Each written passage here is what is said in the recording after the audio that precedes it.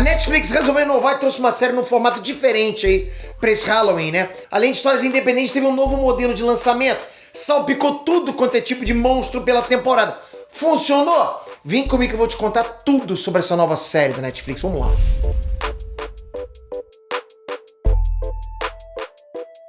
Me diz aí, o que você faz hoje com 30 reais? 30 reais! Pouca coisa, né? Pô, parece que o nosso dinheiro nem vale muito.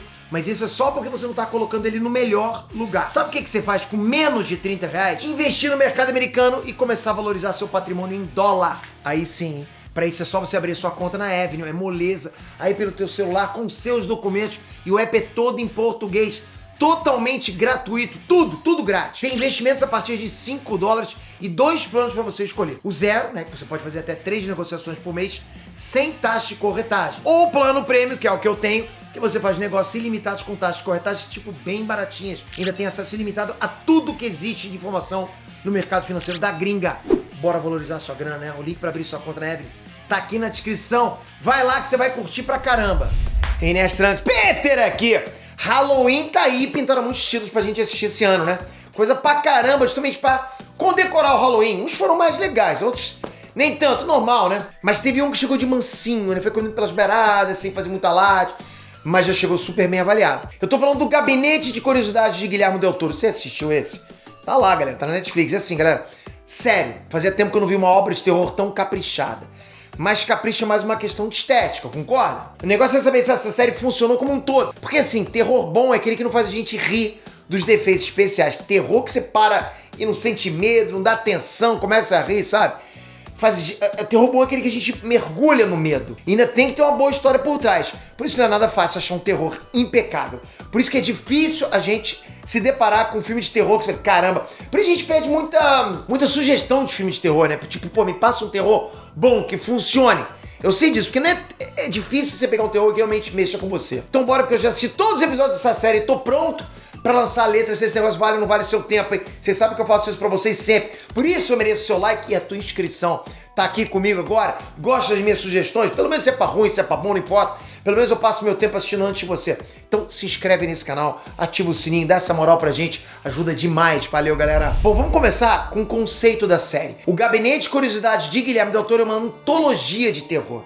Você sabe o que é isso? Antologia é uma coleção. Nesse caso aqui, uma coleção de contos de terror que foram adaptados pra TV. Então assim, cada um dos 8 episódios tem uma história diferente, com elenco diferente, com diretor diferente, por aí vai. Histórias isoladas, entende? E pra minha surpresa, mesmo assim, a série não virou uma colcha de retalhos. Eu não gosto quando acontece isso. Claro que assim, tudo é variável, cada história tem seu ritmo, uma estética própria e tal, né? Mas tem os detalhes que unem tudo isso numa obra só. Primeiro é a temática do terror, lógico, né? Os 8 episódios são terror, né? Segundo, os efeitos visuais são todos do mesmo nível. Terceiro é que tudo tem a mão do Guilherme Del Toro. Foi ele que selecionou todos os contos que iam ser adaptados, passou por ele primeiro. E ele é bom nisso. Ele escolheu cada diretor também que ia fazer parte do projeto, ele também é bom nisso. E também foi o próprio Guilherme Del Toro que fez a apresentação de cada episódio. Então os episódios começavam sempre no mesmo clima. Quem não tá muito ligado ao nome à pessoa, quem não conhece muito esse nome, Guilherme Del Toro, ele foi o diretor de Labirinto de Fauno, A Forma da Água. Esse filme ganhou, inclusive, 4 prêmios de Oscar, né, em 2018. Então, assim, o cara curte monstros, né? Foi exatamente isso que ele fez nessa série. Ele fez, inclusive, aqueles primeiros filmes do Hellboy, que vocês gostaram pra caramba, que eu sei. Então, assim, cada episódio da série trouxe um monstro diferente. Tem bruxa, tem espíritos, entidades sobrenaturais, fantasmas, tem uns bichos esquisitos lá. Parece uma mistureba, né? Mas não é. A coleção de contos faz uma homenagem ao gênero de terror. Por isso a gente não vai encontrar nenhuma novidade. Na série não tem nada que você já não tenha visto. Isso quer dizer que tem muitos clichês, claro, mas os clichês são bem trabalhados, é por ele, vale a pena pra caramba. Os personagens convencem. Isso é raro também em filmes de terror. Os enredos são curtos, mas são completos.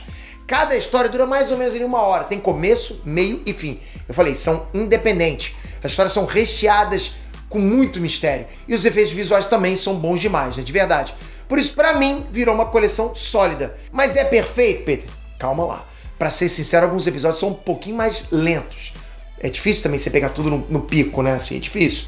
Alguns têm uns diálogos compridos demais. E um detalhe muito importante, a série não tem aquele terror que vai te fazer perder o sono, ok? Não é aquela coisa tipo Exorcista, com um velho andando no teto de 4, não dá, não é isso. Mas tudo que tá ali na série é muito interessante.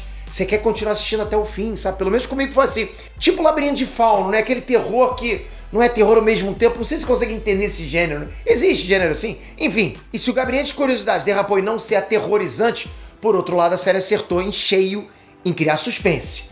O suspense realmente foi criado. Além do mais, alguns episódios têm cenas bem impactantes. Juntando tudo isso com o visual caprichado, a gente sente claustrofobia quando o personagem sente. Você vai perceber isso. A gente sente pressa quando o personagem sente. Enfim, é imersivo nesse ponto.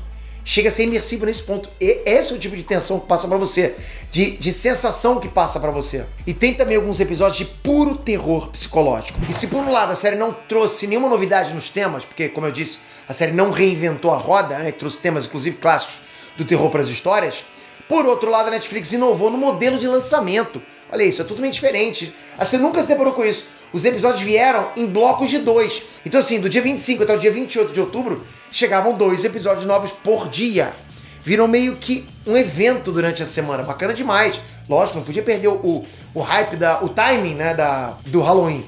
Eu acompanhei desse jeito e eu achei interessante. Se funcionou pra todo mundo, eu não sei, mas eu curti assim também, foi diferente. E no fim das contas, não foi só eu que curti o Gabinete de Curiosidade. Eu fui dar uma olhadinha no IMDb pra fazer esse vídeo aqui. E a nota dessa série tá 7,8 de 10. É uma nota top. Pra IMDb atingir acima de 7, vai por mim. Acima de 7 já é filme top, top. Já no Rotten Tomatoes a coisa tá melhor ainda.